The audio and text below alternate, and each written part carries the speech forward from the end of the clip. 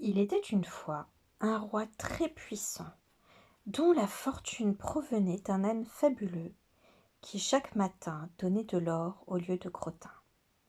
Entouré de sa femme et de sa fille, ce roi vivait parfaitement heureux.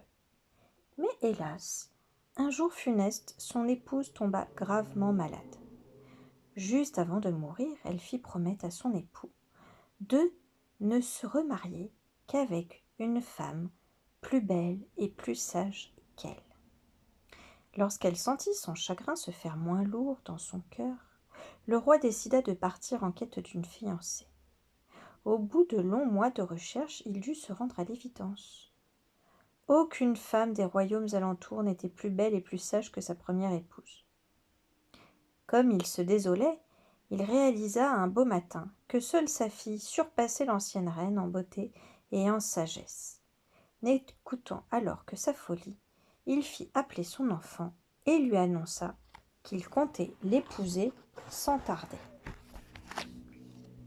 La jeune fille, épouvantée, alla aussitôt se réfugier auprès de la fée Lila, sa marraine, qui lui conseilla ceci.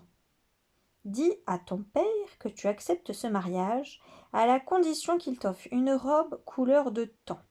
Il sera incapable de réaliser une telle chose et tu n'auras pas à l'épouser. » Hélas, 1000 fois hélas, le lendemain le roi faisait apporter à sa fille une splendide robe couleur de tan.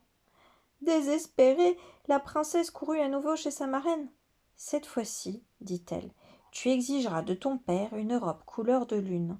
Crois-moi, il n'y arrivera pas. » Une semaine plus tard, la fée Lila vit revenir sa filleule en larmes, mais plus belle que jamais dans sa robe couleur de lune. « Puisque c'est comme ça, dit la fée, il faut que tu demandes à ton père une robe couleur de soleil. » Une semaine plus tard, la princesse arriva chez sa marraine, dans une robe plus brillante que le soleil. « Nous allons devoir employer les grands moyens, s'exclama la fée. Exige de ton père la peau de cet âne qui assure sa fortune. Il refusera et tu seras libre. Mais, contre toute attente, le roi fit abattre son animal fabuleux sur le champ et offrit la peau à sa fille. Alors qu'elle était effondrée, la princesse eut la surprise de trouver sa marraine dans sa chambre.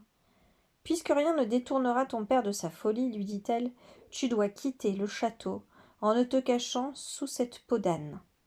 Ce coffre magique où j'ai rangé tes 3 robes te suivra sous terre. Grâce à cette baguette, tu pourras te faire ressurgir quand tu voudras. Va et garde confiance. » Pendant des mois, celle qu'on appelait désormais peau d'âne erra dans les bois et les chemins. Partout, on lui claquait la porte au nez en se moquant d'elle. Enfin, elle trouva du travail chez une fermière qui cherchait une souillon pour nettoyer les auges et de ses cochons. Travaillant sans relâche toute la semaine, Podam attendait avec impatience les quelques heures de liberté que sa maîtresse lui laissait le dimanche. Elle s'enfermait alors dans sa misérable cabane et se parait de l'une de ses 3 robes.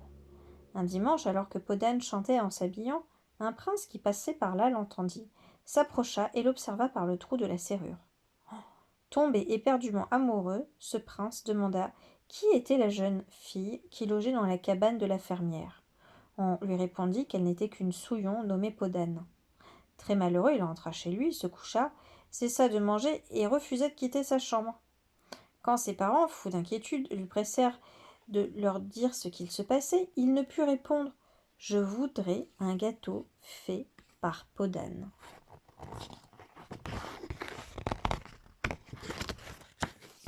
Aussitôt qu'elle reçut l'ordre, la jeune fille se mit à faire une galette, pétrissant la pâte avec une telle ardeur qu'elle ne se rendit pas compte que son anneau y était tombé. Le prince dévora le gâteau avec tant d'appétit qu'il faillit avaler l'anneau. La vue de ce dernier lui procura une grande joie avant qu'il ne retombât malade.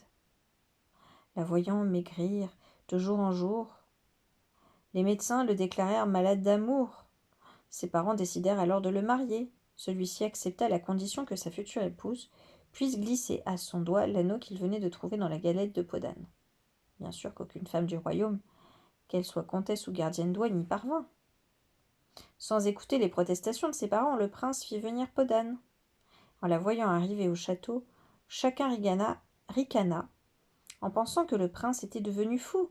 mais celui-ci lui passa l'anneau au petit doigt sans la moindre difficulté. Soudain, tous poussèrent un cri. Ah, la peau d'âne venait de glisser des épaules de la jeune fille, la dévoilant dans toute sa splendeur.